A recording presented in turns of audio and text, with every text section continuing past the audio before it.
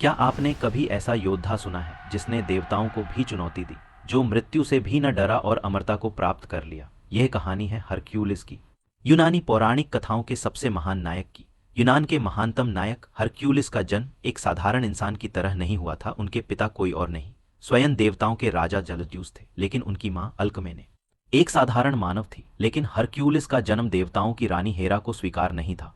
जलज्यूस की किसी और से संतान नहीं चाहती थी। हेरा ने क्रोध में आकर नवजात हरक्यूलिस को मारने के लिए 2 जहरीले सांप भेजे, पर यह बच्चा कोई साधारण इंसान नहीं, अनुस्वर था। हरक्यूलिस ने अपनी छोटी छोटी मुट्ठियों में ही उन दोनों सांपों को जकड़ लिया और उनका दम घोंट दिया। हरक्यूलिस बड़े हुए और ग्रीस के सबसे शक्तिशाली योद्धा बने। उन्होंने कई युद्ध जीते और मेगारा नाम की एक सुंदर राजकुमारी से विवाह किया। उनका जीवन सुखद लग रहा था, लेकिन हेरा ने बदला लेने का निर्णय ले लिया था। हेरा ने हरक्यूलिस पर एक भयानक जादू कर दिया, जिससे वह अपना होश खो बैठे, और इस पागलपन में उन्होंने अपने ही परिवार को मार डाला। हरक्यूलिस को अपने इस भयानक पाप का एहसास हुआ। वे अपने गुनाहों का प्रायश्चित करना चाहते थे, और इसी कारण वे डेल्फी की भविष्यवाणी सुनने गए। वहां उन्हें एक कठोर दंड दिया गया, 12 असंभव कार्य। पहला कार्य नेमी यन शेर को हराना, एक शेर जिसकी खाल किसी भी हथियार से नहीं कट सकती थी, लेकिन हरक्यूलिस ने उसे अपने नंगे हाथों से मार दिया और उसकी खाल को अपने कवच के रूप में पहन लिया।